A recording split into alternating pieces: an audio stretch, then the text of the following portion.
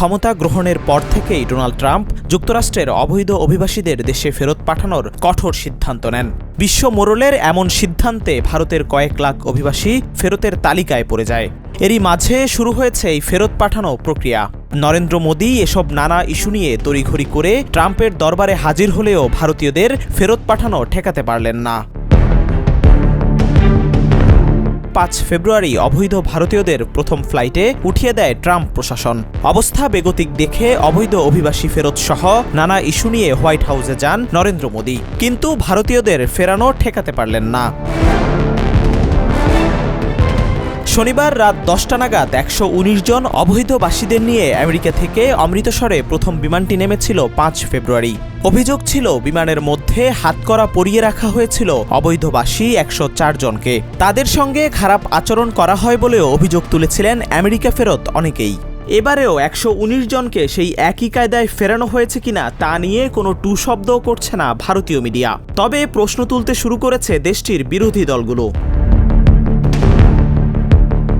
শনিবার কংগ্রেস নেতা পি চিদম্বরম সমাজ মাধ্যমে একটি পোস্ট করে লেখেন, বিমানে করে যাদের আনা হবে তাদের হাতে কি হাতকড়া আর পায়ে দড়ি বাঁধা থাকবে? ভারতীয় কূটনীতির জন্য এটা একটা পরীক্ষা। ওই 119 জন অবৈধবাসীর মধ্যে 67 জনই পাঞ্জাবের বাসিন্দা। হরিয়ানা থেকে রয়েছেন 33 জন। এছাড়া গুজরাটের 8 জন, উত্তরপ্রদেশের 3 জন, গোয়া, মহারাষ্ট্র, রাজস্থানের 2 জন করে, হিমাচল প্রদেশের 1 জন এবং জম্মু ও কাশ্মীরের 1 জনকে দ্বিতীয় দফায় ফেরত পাঠালো আমেরিকা। চলতি সপ্তাহেই তৃতীয় দফার অবৈধ অভিবাসীদের নিয়ে তাদের আরও একটি বিমান ভারতে আসার কথা।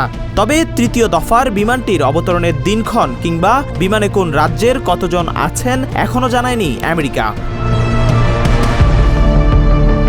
অন্যদিকে অবৈধবাসীদের বিমান কেন পাঞ্জাবে নামানো হচ্ছে, কেন দেশের রাজধানী দিল্লিতে বিমান নামছে না তা নিয়েও প্রশ্ন তুলেছেন পাঞ্জাবের মুখ্যমন্ত্রী ভগবন্ত মান।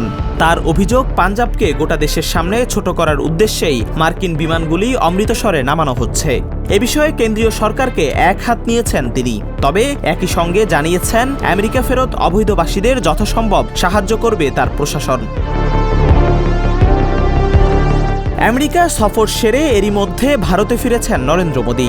আমেরিকার প্রেসিডেন্ট ডোনাল্ড ট্রাম্পের সঙ্গে অবৈধ অভিবাসী সমস্যা নিয়েও তার আলোচনা হয়েছে বলে প্রকাশ করেছে ভারতীয় একাধিক মিডিয়া। ভারত ওয়াশিংটনকে জানিয়েছে আমেরিকা ফেরত এই অভিবাসীদের গ্রহণ করতে তারা প্রস্তুত। অন্তত এই একটি বিষয়ে মোদির সঙ্গে ট্রাম্পের আলোচনা ভালো হয়নি, সেটা বোঝা গেলেও ভারতীয় মিডিয়া ঘুরিয়ে সংবাদ প্রচার করছে যে দিল্লি তাদের ফেরত নিতে প্রস্তুত। অন্দরমহলের খবর বলছে এ বিষয়ে দিল্লির কোনো অনুরোধ ট্রাম্পের কাছে ধোপে টেকেনি। এদিকে 5 ফেব্রুয়ারি হাতকড়া পরিয়ে শিকল বেঁধে 104 জন ভারতীয়কে ফেরানোর পরেই সংসদের বাজেট অধিবেশনে বিরোধীদের প্রশ্নের মুখে পড়েছিল কেন্দ্রীয় সরকার।